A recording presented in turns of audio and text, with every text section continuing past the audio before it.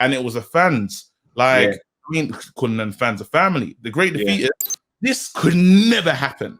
I'm where I stopped thinking about Wilder in this way. Let's just do a moment of silence to Dylan White. I'm gonna go down as Eubank Jr.'s probably toughest critic. I can do it like money made, glamorous ting. 12 round unanimous ting. Casual fans on the analyst ting. That ain't KG and Travis's ting. That's undefeated, undisputed like Lennox. Do it on points, jab your head off. Who tried to say that AJ fell off? Must have never had Nigerian. Yo, what's going on, people? Welcome to another episode of the Undefeated podcast. They got there again. Yo, what's going on, people? It's your boy Travis J. Welcome to the Undefeated podcast. Wait, I don't normally say it's Travis J. Now they can see all the mistakes from. Yo, what's going on, people? Welcome to the Undefeated podcast. The only podcast with two undefeated fighters. Chatting it up. Bro, what's your take of the tape? Nah, bro. You forgot to say like, subscribe. Like, subscribe, share, leave a comment, tag your brethren, all that good stuff. You know. KG, what's your take of the tape, bro? Hold on. Bro, my take of the tape, bro, I'm 0-0. Never fought. But if I did, someone's getting knocked out, bro. Mad. Hey, Travis, what's your take of the tape, bro? I'm 2-0, bro. Yeah. 50% knockout rate. Come on. Half the men that entered the ring with me left on their backs. Don't get me bad, bro. Nah, seriously, you lot. So when you're watching this, you'll get this on Wednesday. But we just finished recording Monday Night Smoke. Yeah. Oh, what an episode. It was smoky. But I just want to give flowers to the people. Can I play the tune? Can I play the tune first? I'll bring you flowers. Nah, seriously, I need to get flowers, bro, because I'm gonna not even to be like petty and stuff, but I remember today we made our first money from the pod. Like socially, like online and stuff. And it was the fans. Like, I mean, calling them fans of family. The Great Defeated messaged and said, someone, I can't remember which one it was, said, you lot need to turn on super chats and monetize your thing. And it was like, we all had a discussion, was like, all right, let's do it. Let's go. But it was the fact that people were telling us to do it and then they gave.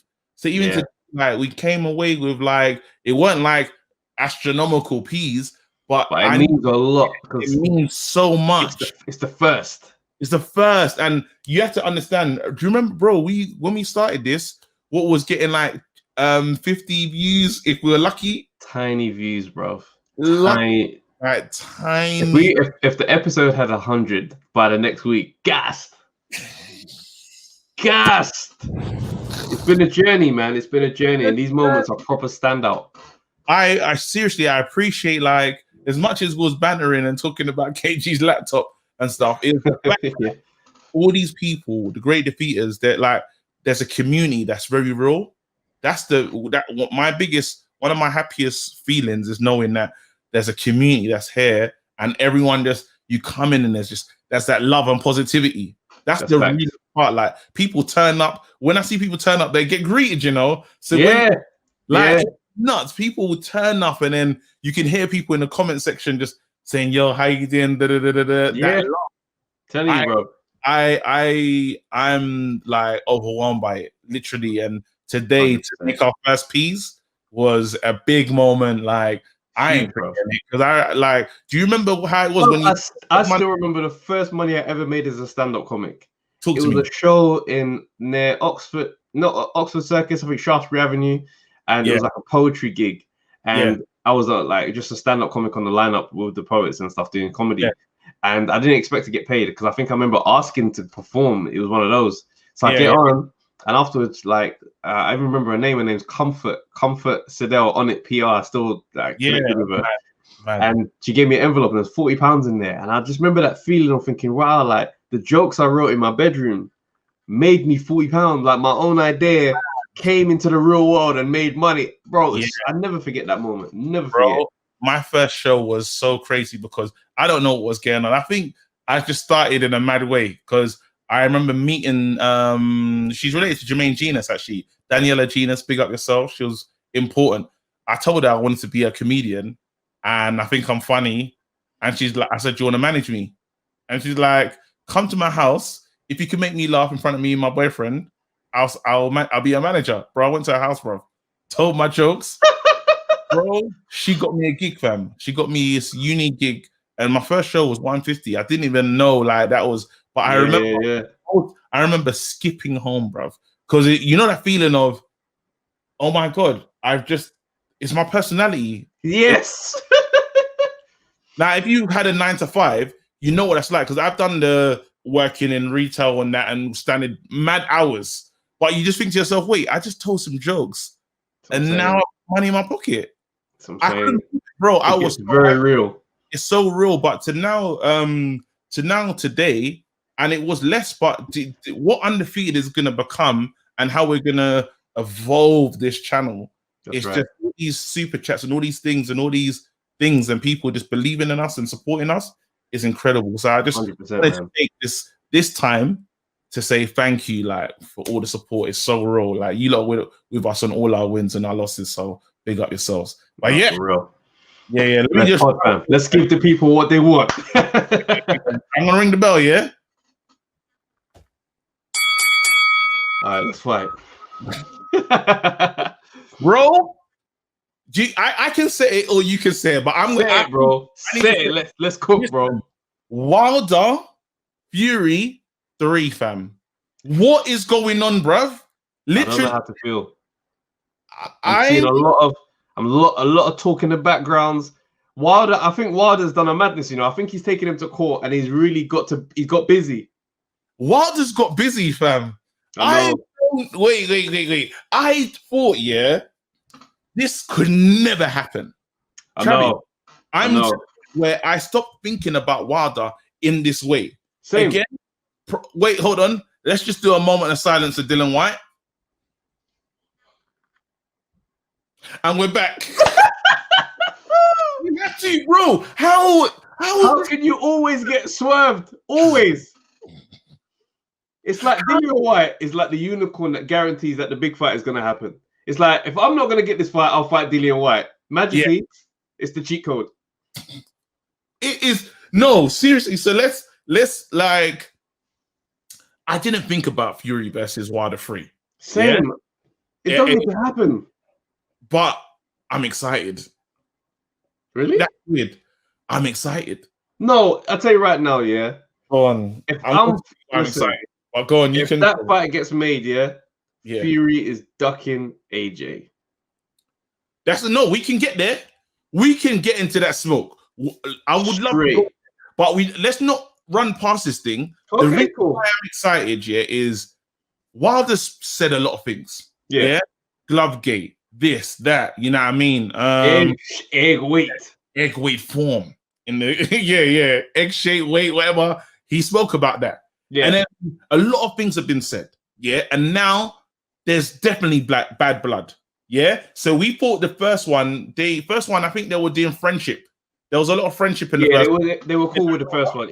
Even in the second one for a little bit. That friendship is gone. Now, it's by court order, potentially. This is not agreed, by the way. This is just, we're getting this information, so we're just going with this. Yeah. By somewhat of court order or whatever's happened, this fight has to now happen. So, like, Fury was nice to Wilder and re-embraced him and said, I'm going to give you the chance. There's going to be nothing of the sort. So, there's going to be animosity on 100%. Both sides. Because Fury is sitting there saying, you've rubbished me, bro. You've actually tried to ruin my name. Tried to make me seem like a cheater. You tried to make me seem like a cheater. There's nothing nice. The gloves are off. All these little things that they do, it's not going to be good. Frank Warren version, so it'll probably be in a car park. But I'm just saying, I'm just saying. Man's got it in a church back room. With Sam Johnson as well, just sitting there. I think he's taking that. I think, you know what I mean? Like, Sam Jones, that's it, Sam Jones. So this is how mad it is. So this next fight, it's exciting. As much as I do not want to see it, it's exciting. And I don't want to see it at all. Like, I can't even find the excitement. I really can't. You can, but let me finish selling this to you now. Sorry, go for it. Just imagine, Wilder wins. Just imagine. Yeah. Because we'll fight Fury. Or Fury goes into, I would love to see AJ Wilder. I would love it. Like, if Wilder beats Fury, yeah, if Wilder beats Fury, yeah, insane. so we just imagine. I'm just saying, just imagine. You're just throwing speculation into the wind. Because I'm excited. Yeah. Because bro, we're a boxing podcast and we speculate. I hate you. I do hate you. Now imagine it. Unified, because AJ keeps his belts. Yeah, because we're going to talk about what's going on with AJ and Usyk in a second. AJ's holding his belts, mashes up Usyk. Yeah. Unified fight now. Our best, yeah, in the UK versus their potential best. We've always wanted to see Wilder versus AJ. It's a special. I prefer Fury and AJ. I can't get past that. If that doesn't happen, and we obviously that's a good replacement fight. Yeah, it's an awesome replacement. Having to see AJ do Usyk is going to be jarring, bruv. I'm like, I'm not interested in this right now. Let the main fight happen. Yeah, see it like that. The reason why I'll lean back to my point of saying that Fury's ducking AJ by taking his third fight, is that if AJ was to go and enforce the defend his mandatory like they're trying to enforce and fight Usyk, they say he's ducking Fury. So I'm like, no. You know what? Certain times you got to say, you know what? I'm going to go through whatever I need to go through to secure this fight.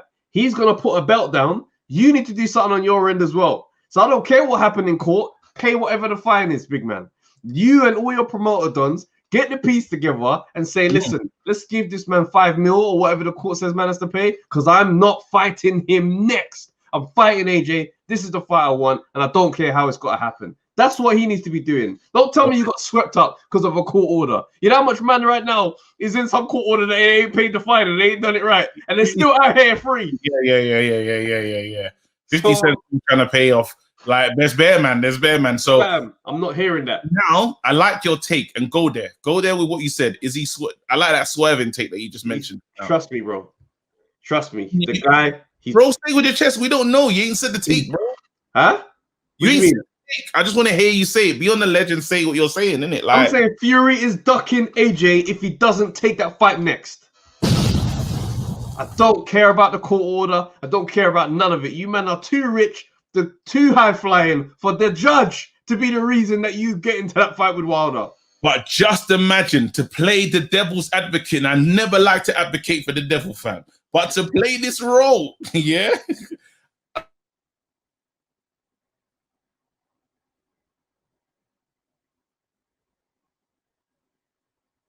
For the devil, fam. Look what the computer does. You're back. I just glitched. When you touch the devil, look what happens, bro. You said no, I cannot. That will not work. Yeah, I'm saying, but I'm saying that how the judges said his piece, and said, you're gonna this is the next fight. Under no circumstances you find anyone else. Hear me now. That's what the judges basically said. So no, don't matter. Tell you, pay the fine because you're not going to jail. So pay the fine, whatever it has to be. You get the piece together, Bob Arum get the piece together, Frank Warren gets his £10, and then everybody put that thing together, and then they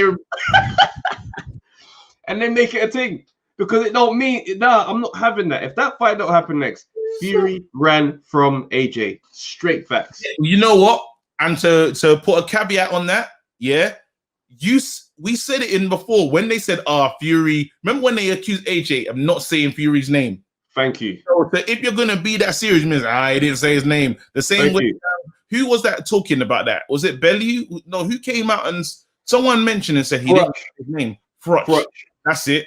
Frotch didn't say his name. He didn't want to say his name, and I like Frotch. But I'm just saying that how Frotch don't like AJ. He's got a problem with AJ about something. If you follow that same narrative, then we can say you should have. This is the fight they should be having. I don't want to hear about Wilder 3, but a video. The reason why we're talking about this is Fury posted a video saying it's a takeover season or something like that. Yeah, that's right. Wilder behind him and said it's a big year. Now we can believe, we can speculate. Me and Travis are speculating, and we can believe, that it could mean number 3. And he's a very sly man with how he does these things as well. Like he's a very thorough man. That's the word I should use. Yeah. So there's no making a mistake about that. You'd have AJ in the picture if you was AJ next. Of course, even with the knockdown, and Fury's looking good, bro. He's been in the gym. He's actually looking. He's lost. He looks in shape. is what I want to say. He's I looking. think what it is, he doesn't want to fight AJ next. Not at all. I'm agree. He's been out a while. Yeah. That rust can set. So he's thinking, you know what? Let me fight Wilder again. I can beat him again. Another easy fight. There you go. It's mad, and there's bad blood. And let's be real now. AJ does not want to drop his title. I know Usyk saying walk away. They're trying to get Usyk to walk away. Usyk saying Eddie Hearn ain't playing with Usyk, fam. Eddie Hearn came out and said, listen, Usyk is now out of contract with Matchroom unless he fights AJ next. If he don't get a fight, he can go and do whatever he wants to do elsewhere. Eddie Hearn is said straight though. He said straight, listen, the WBO and all these men are putting pressure on us, bruv. If we vacate all the belts, the fight is still as big as it is. So watch yourself. And I love that energy because maybe it's time. Maybe it's time to vacate all the belts. Yeah, no, but it's not. We can't do that. We're not. It's a tough thing for us to say to a fighter and him put them down because that's mad. Because technically on paper, somebody else will be the champion and it would look nuts in history. Then you'll talk, bro. Yeah, but then the thing is, something's got to happen though because these men, there's too many belts and there's too many men trying to enforce mandatories, and some men are forcing mandatories like crazy, and some men are just like, no, we're just chilling, fam. You don't hear the I don't know, I can't remember the last mandatory that was enforced, but these men need to understand you cannot take your little deggy belt and stand in the way of AJ Fury, bro. One of the biggest fights that's going to happen in modern history. Man have to throw your belt in the bin, Riddick Bowe style. Man said your little nigga belt, bro. Young WBO, fam. No, but I totally understand what you're saying. I don't want AJ to vacate. That's same. I want that WBO pick. I want the undisputed picture, and I want him and Lennox to say, yeah. Shake hands. I did it. You did it. Big up. Yeah. I want that. Well, I want that as well. The chances of seeing it's gone higher because if let's say they announce, surprisingly they announced Deontay Wilder versus Fury, AJ signing that Usyk fight immediately. I mean, we can't be angry. There's nothing we could do you can't blame him at all.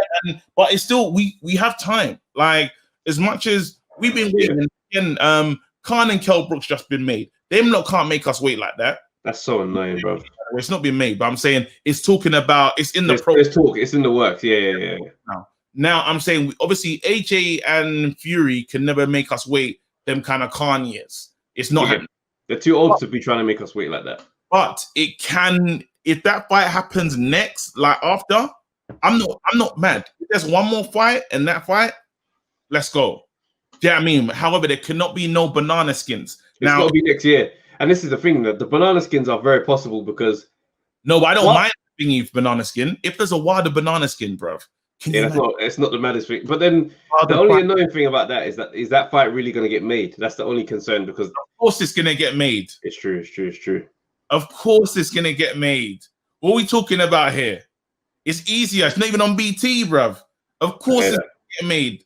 Like Sky Sports are like, yes, finally, a situation we like. You know what I mean?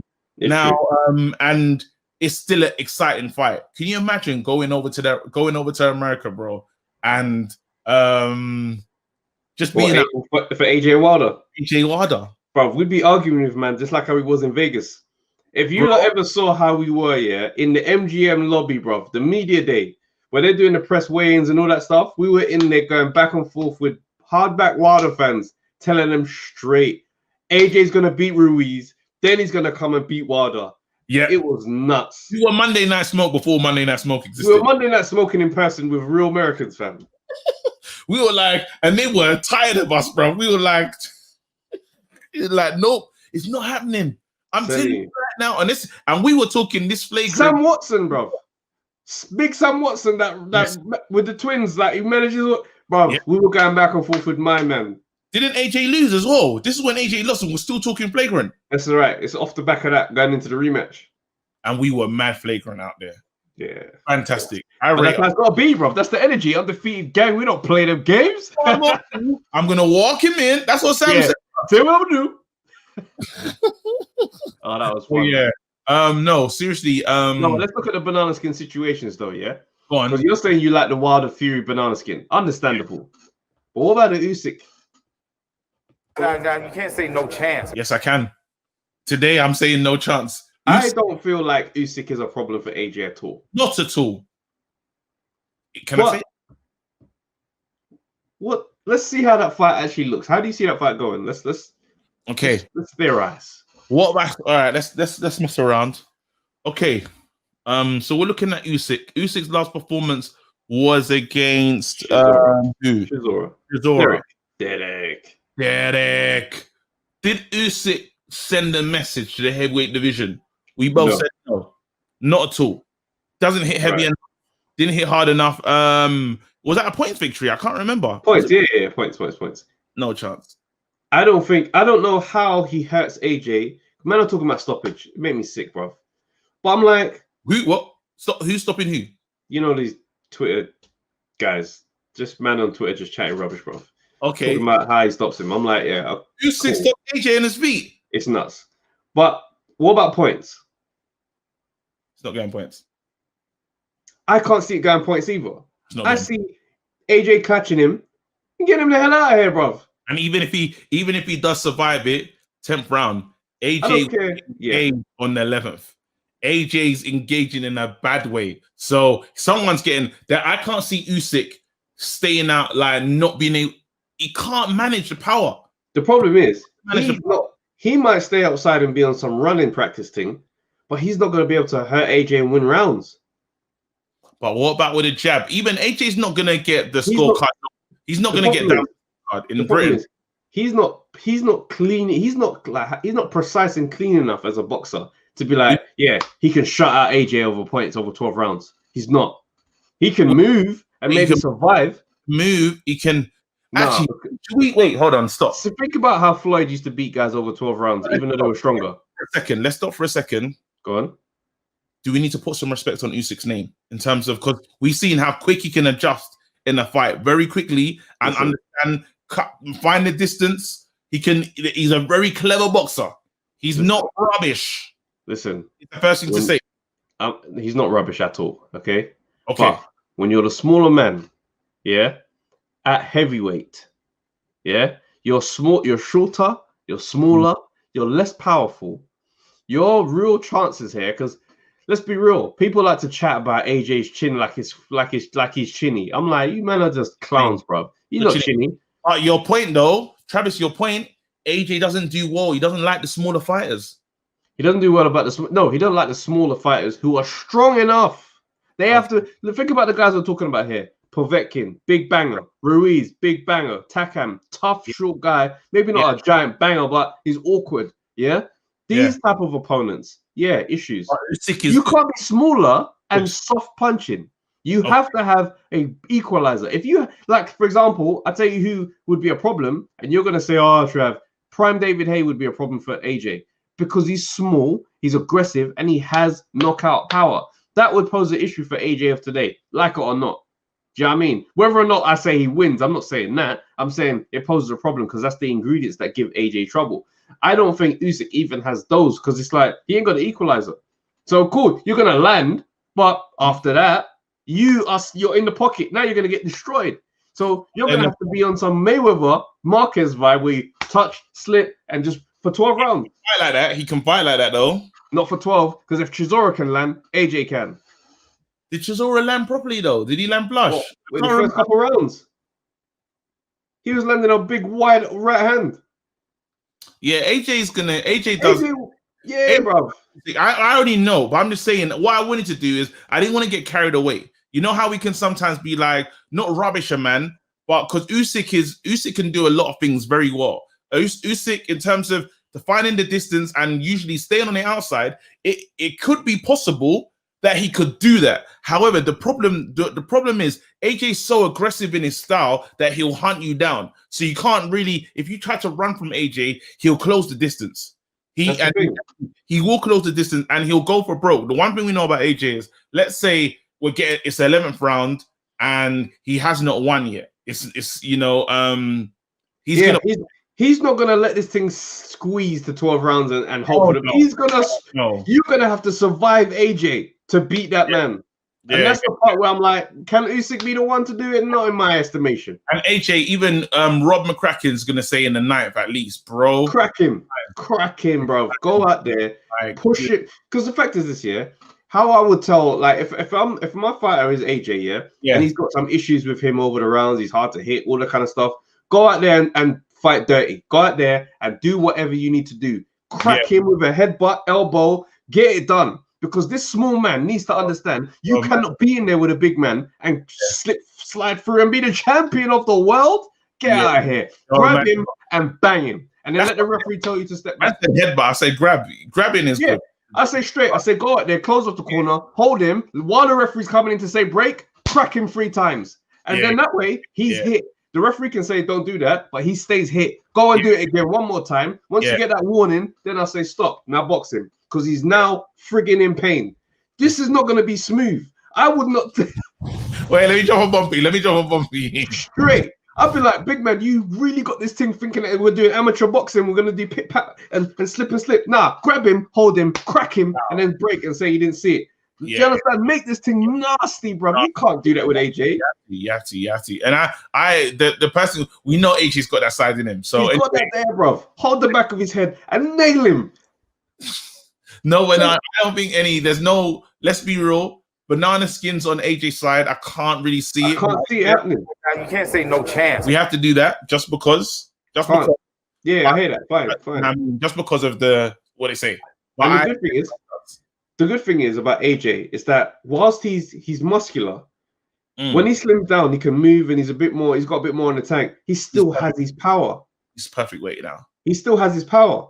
And Usyk, no matter how much weight you put on my guy, you ain't gonna bang like AJ. I can't. That's bro.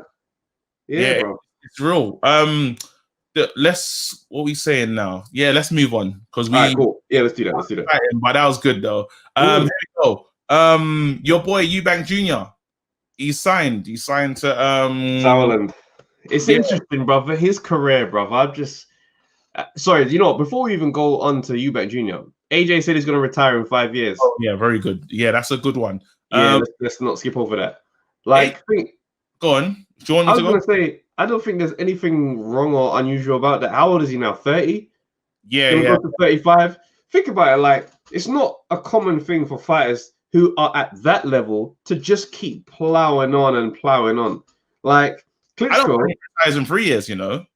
That's not a bad thing for me. If he fights everyone and he says, "Yeah, I'm done," I'll be like, "Congratulations, good career." Yeah, it's true. I think the next fights that I'd want to see from him is obviously Fury. I'd like to see a rematch for the Fury fight, just to shut that door so I can batter these men on Twitter for the rest of the way.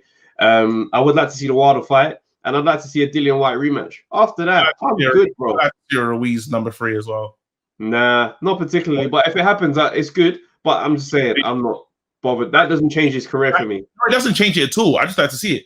Just to say, I just like to close all the doors. Those 4 fights. After that, we call it fight. Is that 5? Then we call it a day, bro. You don't want to see him fight Chisora just for the sake of it. Chisora? Just for the sake of it. No. Why not? Why do I want to see that? I don't know. By the time that fight comes around, how old is Chisora going to be? Oh, be mad old. It's true. I just wanted to see him fight everyone. No. I don't need to see that. All that's going to happen is by the time he's ready to call it a day, there'll be new fighters who are up there who are getting to that point. You know what I mean? You have your Dubois who'll be battle tested, and they'll be kind of like, all right, now I'm ready to ask questions. You will go. Akoli will be a heavyweight by then. Yeah, I don't think he'd ever be a problem for AJ, to be honest with you. And you got men like Hergovic and all these other little prospects and stuff. They'd come into their own. See what Babic does. We'll see if he has a real career. Frank Sanchez, the guy we met in Vegas. Yeah, he's coming. Another one. Yeah, he's on his way, bro.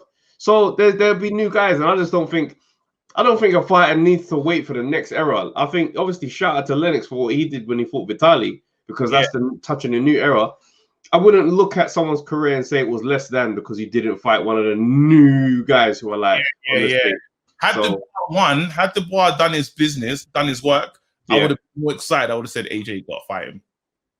Yeah. He didn't sooner as well. That'd be like next 2 years. Yeah. He didn't. So it's like I don't care. Joe Joyce ain't gonna catch AJ in time. Hell. AJ and Joe Dre's press conference would be wild, bro. It depends what AJ we get. Because if AJ comes in there on some, look, don't worry about that. Don't worry about that. Forget the belts. I don't even care about the belts. It's not about that. It's about respect. Yeah, you're not coming to me. I'm the champion. You're not talking to me. You know when AJ starts giving you that speech? Joe Dre had respectful though. But that's the problem. Joyce ain't gonna be coming with that energy, bro. Joyce would be there on some. Yeah, thanks, man. It's good to be here. So yeah, we've had lots of years inspiring together, so it's gonna be nice. But no one was trying to hear that, fam. I need someone to be disrespectful to AJ so that we can see the AJ that I like. yeah. When AJ starts telling you, don't worry about that, talk about the belts. No, don't worry about that. That's what you know is cracking, bro. Yeah. It's like, you know what? Shouts out to Rob from the Fighting Talk podcast that we was on this week. And he says they call that Watford energy. I'm like, yeah I like that still. Yeah, big up them as well, by the way. Yeah, bro. Ian Streets. Bro, I did want to, you know, Ian Streets, right? He's like I think he was a fighter. I'm not too sure, but he does these fighting videos, training videos. Bro, yeah, I did one of them videos to work out. Fam, I was mash up. Yeah. You know, I'm gonna keep up though. You know, I'm gonna try one. We should do one. We should do it. Can you film yourself doing it as well? It's like half an hour, but yeah, cool. Let's do it. All right, cool. It's like 10 rounds. 10 rounds of 2-minute round sparring, 30-second breaks. And what it is, he calls out like, you guys say like 2, 3, and it's like 2-punch comp. You just throw 2 punches, any 2 punches, 3 punches, and it's like slip, bob, slot, and it's like, fam, after a while, the pace gets up there, bro. If you wanted to watch that back. We gotta make that a video. Right. We gotta make a video. So I think when we get to, I'm gonna set something. I'm gonna set a challenge to us. What are we on? How many subscribers are we on now? 1,330 something. That's our 2K challenge. If we make it to 2K, we're doing it.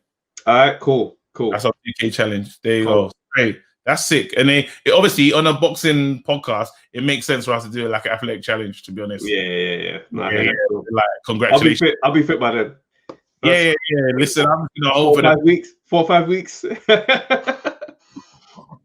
It's true. That's growing. No, but okay. Eubank Jr. Let's get into this. Now I think I'm gonna go down as Eubank Jr.'s probably toughest critic. I'd say just because I haven't been impressed. Yeah. I don't like again, someone said it's probably one of the greatest mismanaged careers in the game of such a high level prospect, you know. And there's 100%. When we look at his career, we can ask ourselves who's to blame. And there could be many people, because when he speaks to his dad, he's not listening to him. But then a lot of the public opinion may say his dad is a big issue in what's happened with his career. Then another person will say, well, it's all Eubank. You know, he has, every time he's been given opportunity, has he put on a super performance? I think there's an amalgamation of all those things. Yeah. You know? Obviously, there can only be one person driving the car. Yeah. Who's going to drive? And it's like different people have decided to, like, there was a time when Senior was saying, this is what's next. This is this. This is this. This is this. And it's not clear. You know, we talk about him fighting Triple G one time, and now we're talking about him fighting. We don't even know who he's fighting next. You know, when we it's so frustrating. Like, it's 100% mismanaged. Like, and I love Eubank Senior. Do you know what I mean? That's our guy. You saw how gassed we were when we interviewed him. We were fanboys, bro. But we're looking at his career now, and it's like, okay, cool. He's 31. Yeah. So all this prospective conversation, the language has to change. I mean, I understand the next gen thing because it's like your dad was senior and you're you, but we're looking at, we need this now gen. We need this gen. Yeah. Because you got to take over and make a statement with your career. Otherwise, we'll look at the career as someone who could have been, should have been, might have been, would have been, could have been, might. Yeah, I mean, whatever the term is. Yeah. But it's like, you look at it and start thinking, you had so much promise and potential. But then we started to see that through the negligence of you climbing the gears and doing the necessary steps of your career, it started to look a bit nuts in the light. Yeah. The Billy Joe Saunders win, the loss, we could have said to you know what? Take that one on the chin, come again. Yeah. Now we saw the George Groves loss, and it's like, You should be beating George Groves at the stage of his career and the part of your career that you're at right now. You should be ascending into your prime. Groves get injured in his arm dislocated for the 12th round, and for that round he couldn't put him away. It's mad, yeah. He fought Matt Korobov. I think they fought like 2-3 rounds. Matt Korobov's arm dislocated, and somehow they gave him the nod. I had him losing the first 2 rounds, so I don't know how that victory happened, but it happened. But so now I'm looking at him thinking, you haven't had a statement moment in your career. This is it. And then we were talking about sons today, and we spoke about Chavez Jr. Do you know what I mean? And we were saying, what has been the biggest disappointment? Chavez Jr. or Eubank? And at first, people was laughing, saying, "Well, Chavez Jr. Like his dad had his head in his hands. Like, oh my God, was like, look at my son, look at my son." His son quit. He's like, fam. But his son became, as they said on Monday, he was a world champ. He was a world champ. So it's hard because immediately I thought, don't disrespect Eubank Jr. and say that. But now that it's like, all right, he was a world champ, it's hard to just shrug that one off. So now it's a real conversation. But the problem is, it's not that he's a disappointment. He just ain't had the big fights. But this is what I'm talking about, bro. This is, and when we talk about mismanagement, I'm saying that let's say he stayed with Matchroom, yeah. Being on the undercard of the AJ fight, yeah, is huge. The AJ, like, even if you're girls, people that are not interested in boxing, they're tuning in. Yeah, that's an opportunity. That's a shop window to sell yourself. Now, Chris Eubank Jr. can be excited enough. He knows how to put on a show, boxing style. He knows how to. All right, here you go. I'm gonna give this to the fans. When I saw Spike, yeah, I said on the AJ undercard. I said that's a show. I was very satisfied for that fight. And him just being on the undercard, growing, and being the main card. Even Dylan's had a lot of AJ undercard fights, and now Dylan is his own headliner. Eddie Hearn, yeah, like, you see what he's trying for Boatsy to be. Yeah, Eubank Jr. would have been that long time by now. He would have been that new star, itching to take over and be the main guy because he's got personality. That's why I keep saying I want to see a world where Eubank Jr. is a world champ. Only because I know the entertainment value of him being a champ will be insane. But the moves that when I talk about bad business moves, because we can discuss it now, moving to ITV was a mistake. Yeah, that was a mistake. I don't know when we've seen a world where ITV's been the space for box office against the girl, bro. That only way back in the day in seniors era. Exactly. But I'm talking boxing has evolved. Now, even who came out? HBO said, listen, this boxing thing, we're cutting. Yeah. HBO, you know. Big HBO can say, you man, it's time to go. I don't want to hear from ITV talking about we're going to bring it back with Eubank Jr. Like, that's mad. Yeah, it's actually mad. And the opponents that he was fighting, he fought, was it Ronald Quinley? Some mad fight to get the IBO belt. Then he fought Arthur Abraham when he was mad ancient. Had that fight. Then he fought the Gale. It's just like, is that box office though? Would you pay for that? Or would you just want to see that on undercard? Them fights he's talking about are looking undercardish. The only one that feels like it should be like everyone should be able to watch it was the Gale fight because it had a little bit of needle. And we didn't know how finished the Gale was. Yeah, I mean, because you could have said, all right, he might have a bit left. But then when you saw the fight, it's just like, nah, he's finished, bro. Man was doing spine busters and that. Man was pulling out wrestling moves and that. It was a mess, bro. Do you know it's our first ever watch along though? I remember that. Man. But then you look at Eubank's career, like, I just feel like you just need a statement win, bro. Like, you need to just, I don't know, bro, because he calls out all the big guys and they just can't seem to get him in the ring with them. So I'm like, what's holding it back? Is it the fact that he's involved? Negotiation, bro. When I tell you, like, and sometimes, you know, when you can almost say I'm going for the bag and lose the bag at the same time. You know what it is? I'll tell you exactly what it is, yeah? When you're a parent and you've been burned by the industry in a certain way, if you don't handle the things correctly, you can ruin things for your son or your child that's going through the steps. And that's why, just to make, from my own experience into it, I'm glad that my mom, how she approached like things with my career, me following her footsteps. She was so standoff with everything in the first few years. Yeah. She said to me, you have to experience everything. Yeah. I can't tell you how to react to this and that. There's stuff in entertainment that's not kind. You have to get on stage. I can't be funny for you on stage. You have to actually have this thing for real. So I've got to let you go and do it, because the niceties and the skullduggery is a part of the game. So wait, stop for that. I need to stop for that. There you go. It's perfect. Go ahead, bro. And this is the thing. So Eubank Senior, right, being burned by Matchroom in the way that he was, his efforts to make sure that does not happen to his son, he's kept him away from any business. Yeah. So now promoters are thinking, well, look, I'm a promoter. Yeah, I'm gonna skullduggery the situation a little bit, but you're still gonna make a lot of money. Eubank Senior's going, no way are you gonna do that. So now Eubank Junior is going through this route of, all right, well, I'm fighting on Channel 5 for a bit. It's getting a bit mad. I need the big fights. I go to Matchroom. I'm calling out Triple G. Senior's talking me up. The fight is here now. Eubank Senior is in the negotiations, demanding the house and the car and the picture on the wall, because and rightly so. If we're doing right for right, because you lot robbed me. I built Matchroom back in the day when I was fighting. So you're gonna pay my son. It's not gonna work like that, unfortunately. And this is it. So what you said just now, and I saw a scene in Vikings. Fantastic. It's in the final season. Anyway, it's not even a spoiler. There's a little kid, he's a young king, Russian, Rus is what I call back in the day. Anyway, they lose a war, and I'm telling you, bro, the person that's supposed to be looking after this young king and preparing him literally gets everyone to storm into his room, because his room's just lovely. It's got books, it's nice, and he trashes it, breaks stuff down, and he goes, you know what I just did? He goes, I've taken your innocence away. He said, I need to let you understand. I couldn't believe it, bro. I was like, rah, this is mad.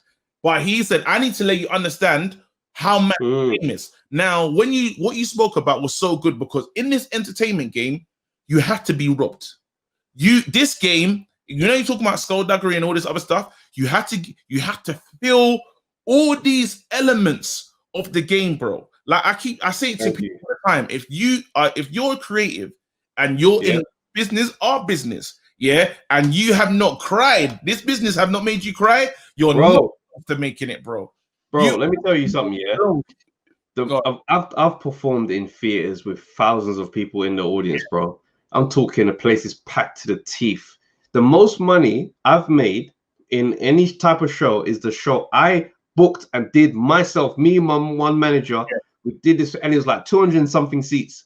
Sold it out. That venue made me the most money of a live performance at that time that I'd ever made. Not since then, because stuff has improved. But at that point, me by myself in that 200 seats, and this is coming from thousands of seat venues that I've performed at. That's when I started to realize I understand how this game is working. I see how promoters are living.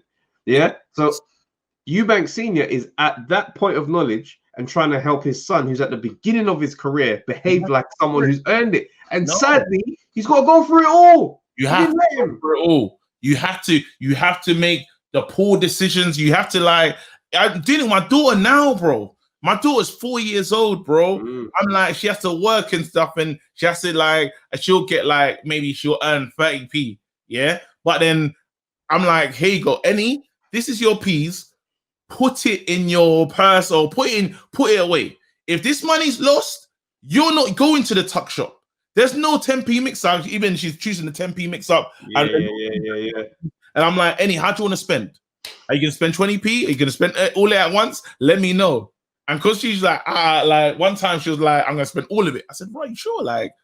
This, do you know what I mean? So I'm trying to teach her these lessons early, but I need to let her make the mistakes. So the one time when she did it, she blew all the P's and she came to me. She was like, Dad, what's good? I'm trying to go to the tuck shop. I said, no, it's closed. That's right. It's good. You ain't gonna do. One time she had her money and she lost the purse. I said, babes, what do you want me to do? Now it's harsh because my daughter's 4, but I'm trying to show these little things is the lessons. These are the big little lessons, and these lessons are key. You can't. I can't protect you from learning these things. You have to feel it. And the sad thing is, Eubank, because he's always obviously the McLarens and the this and that, and you can have that. You can have nice things, but I think you need to feel the game and how nasty it can be, and how feel the burn.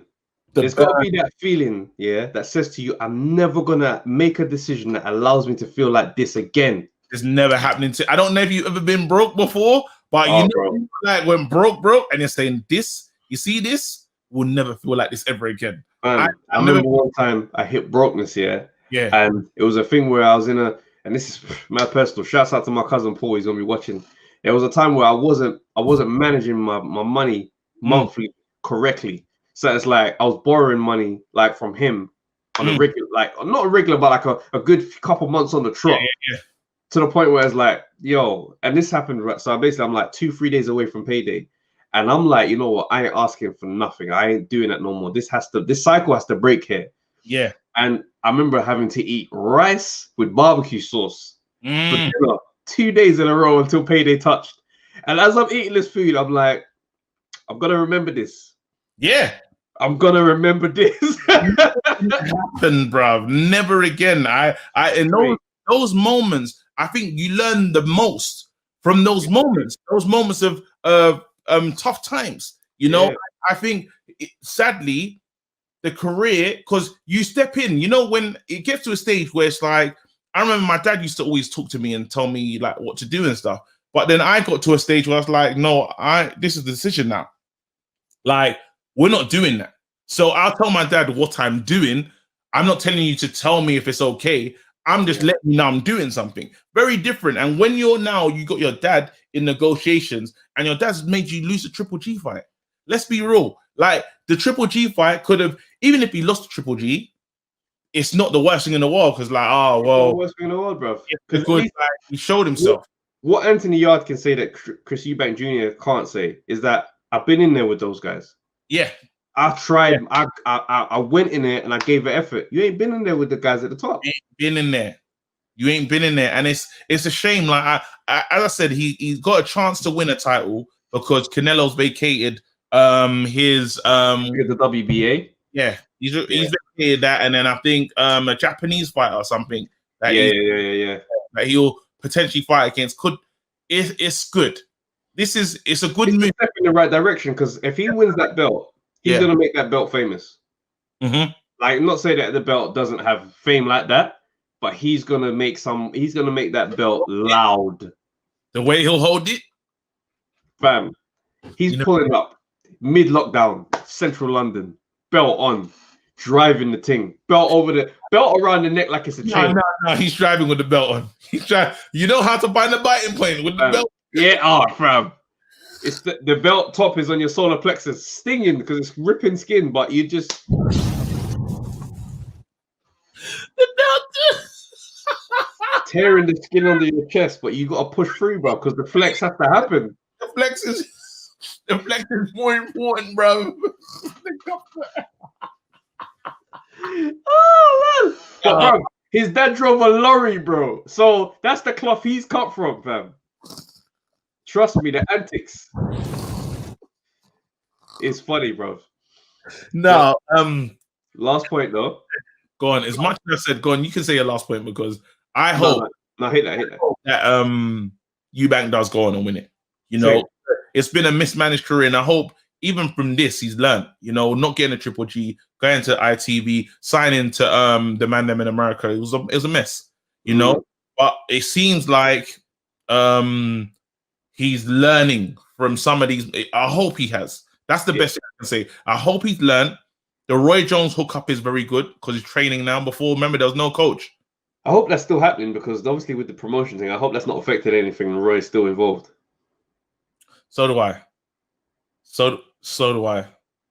Damn it. Boy, we'll wait till we see. Yeah. So Teofimo Lopez has told Lomachenko to move on, fam. He said there's no rematch. How do you feel about that? I don't even want to drop a bomb at you because now you got to say to yourself, what are you afraid of, fam? It's different because it's like, all right, cool. I understand they disrespected man on the way in, calm. And you want to prove a point now, you've won the belt, cool. But to say to man, it's never going to happen. There's something about it that says to me, That 6th round, that when he started. Is there something that you don't fancy doing again? Was that something you don't fancy getting back on that ride again? I don't know. Can you? And this is the thing. It could be not calling Teofimo rewarded in any way. I'm not calling it release, but can you write? You know, you said it before. Come in again. What you accuse Fury of never doing. When you're the main man, can you train? Can you go to that deep? Yeah. How deep is the well? You know what I mean? Like when it gets real, how really you looking to go? And this is the thing, yeah, because it's like it's not entirely like Fury because he had a belt going into the Loma fight. Obviously, he wasn't the Loma of the fight though. He wasn't expected to win. But I don't think it's. I feel like it's two things. I feel like he knows that the second fight is going to be a lot harder than the first. There you go. But I also think he's very. I feel like him and his dad are very big on the disrespect that they were shown. No, so I'm going to say something different. I believe that it's can I go back to that place? You know, preparing yourself to go there. Sometimes that's hard on the mind, you know. Yeah. Look in and say you know, you hear fighters talk about talking about being able to train to get to that place, to wake up and run the extra mile, to go deeper. Now we saw it. What was it? Ashley Fairbairn was calling out. I know Ashley Fairbairn, friend of the pod, but he was supposed to fight Conor Benn, and he's talking about the way he actually had a fight not too long ago. Didn't look good because it's not the same Fairbairn that would have ran before. It's a different one. It's a different mindset. And that's the thing. Sometimes I can't see you, the enemy, the target that I had on you, and what made me run harder. Now, isn't it? There no more. I don't see you like that, and I probably need that. I need to be at my gruesome best. I need to feel like you don't respect me in order to get to my best. Now he knows Loma's going to respect him. There you go. So now what we do is, let's say I'm not interested in this fight with you, and I might as well fight the other man. So not saying he's scared, but I can't get myself up for it anymore. And now I'm more focused on these other fights because what I have with them is I have to train or I lose and I embarrass myself because I don't know them. These are the unknown. It's the unknown entity. I can get ready for those super fights other than this one. And you're a problem because that when Loma started to put it on and started to get involved, it got nuts. Yes, we had that round. Yeah, it did. But I have obviously you've heard me say what I say about he needed to wait for Lopez to get tired in order to be able to do that. Cool. Yeah. But I think, you know, when Lopez and his dad talk about the disrespect that Loma showed, yeah, I feel like that was very key to them because it's like that personal vendetta. It's like, you think we're dickheads, bro. Nah. We're training hard. We're getting ready. Now, going into the second fight, it's like, all right, you know we're serious. So I don't think Loma would even trash talk much. And that would throw the sink out a joint because then it would be like, whoa, yeah, he knows. Now I just got to go and do it again. That's not the easiest thing to do in boxing. That's it's different. Sometimes I need you to become such an opponent. I need to hate you. You know, we spoke about it with Ruiz and AJ. He disarmed him with that nice guy approach. He disarmed him. You know, and changed the thing, and then now AJ's on this. I'm not talking anymore, bro. Yeah. Yeah. So with Teofimo Lopez, he's basically saying to himself, "Look, for me, it doesn't sound good. It doesn't." And I knew he was cutting, like the same way. And not to even be disrespectful, but we need to see Lyndon at some point after he's finished the Grime Daily thing and enjoy it. He got to see Yarde again. Or see him. You know what I mean? Yarde again because this fandangling thing where it's like, man got the one win and he's moving on. Cool. Because the fact is, I don't think Lyndon Arthur's ready for the world stage yet. Yeah, go on, carry on. I don't think he's ready to try and make that jump to the world stage yet. I don't know what he's got in his head for the camp, but outside looking in, I'd say you're still kind of floating at that level. So it's like, bruv, there's a rematch clause there. Silence the Yarde camp, innit? However, here's the thing. So now look at the situations are quite close because Lyndon and his manager felt incredibly disrespected. But you say to yourself, "Well, how long is it going to allow the disrespect to last?" Because really and truly, if someone's disrespecting you, and this is boxing, punch him in his face. And also, they got to realize that Yarde's brand is bigger than theirs, even in defeat, because it didn't become the Lyndon Arthur show. It's still the Anthony Yarde, what Anthony Yarde's going to do next. It's like no one helps though. I hear you, but when Buster Douglas beat Tyson, again, it wasn't the Buster Douglas show. It was how's Mike Tyson going to come back from this? Yeah. So if Arthur wants to become Yarde and take that seat, you got to go and do that again. Do it conclusive. Well, this is what I'm talking about. This is the thing about coming back, and then you say to yourself, when a fighter does not want to come back at all, totally rules it out, you have to say, if we're speculation kings, bro. I'm giving us that title. Straight. Speculation kings. That's it. Boom. Yeah. I'm dropping the bomb. Yeah. This is what we do. We can speculate and say you're shook. The same way we speculated and said if Fury avoids this AJ fight, which it looks like is happening again, you're scared, bro. You're scared. You know what I mean? If Teofimo does not go and handle this Loma work, if it's on the cards for a rematch, you're moving shook, fam. I don't think. Okay. With the Lopez one, I'm gonna readjust the terms and conditions on that one, because I gotta say, if you don't fight Lomachenko next, that's not an issue to me. That's fine. But at some point, I want to see you mixing with him again. He said never again, bro. I hear that, but I'm saying at some point I'd like to see that fight again. Not to say that it needs to happen next. Go fight Haney, bro. Go fight whoever. Go fight Amanda. Do what you need to do. But at some point, maybe it's not even the second fight, maybe the third fight. Let's get Loma in there one more time, bro. That's what I'm saying. Let him in. Knock his head off. All right, but let him in there, bro. That's the thing. That is the rawness. So again, I'm with you. Because Fury, terms and conditions. Yeah, fam. Because Fury should have gave Klitschko the rematch. It's mad. Then the respect for Fury would be undisputed. You couldn't say nothing to him. But this little sneaky little tap win, and then you just piss off, and then you beat Wilder and try and give us Wilder like Wilder's the cream of the crop. Not buying it. But I had to get my Fury feelings in this conversation. Yeah. It would never be a pod without you saying a Fury shot. So I'm dropping a bomb for that one still for consistency, bro. Hold on. Is there anything else that we need? I think we kind of covered everything. But I just want what else is there? I don't think I actually believe that's the topics, bro. Yeah, no, that's for this week. That's everything. So what we're gonna say right now is literally like, subscribe, turn on notifications. You already know what happens. We got the red corner coming up. You lot should enjoy that. What else we got? Monday Night Smoke. This will be out on Wednesday, Friday, the red corner, Monday Night Smoke on Monday again. We bring up fire on Mondays at 8 p.m. Understand, we are having if it is Fury Wilder free, that is a big discussion for them to have. We've had it, they can have it. Do you know what I mean? Which is good. I think that's it, bro. Literally, thank you for supporting us on this pod, man. And big up yourselves. For real. All right, guys, we'll see you next week. Let me ring the bell.